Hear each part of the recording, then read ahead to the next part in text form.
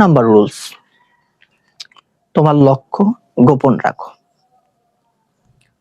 2009 সালে নিউ ইয়র্কের ইউনিভার্সিটিতে মনোবিজ্ঞানী পিটার গোল্ডবিজারের গবেষণায় দেখা যায়, যখন আমরা আমাদের লক্ষ্য বা স্বপ্ন মানুষদের কাছে বলি বা শেয়ার করি, ফলে আমাদের ব্রেন মনে করে এই কাজের মধ্যে আমরা সফল হয়ে গেছি, মানে ব্রেন একটা আলাদা অনুভূতি পায়।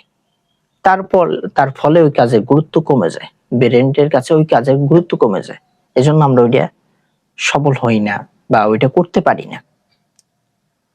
একটা কথা আছে, তুমি যে কোনো কাজ তখনই করতে পারবা যখন তোমার ব্রেন তোমার সাথে থাকবে, না হলে তুমি করতে পারবা না।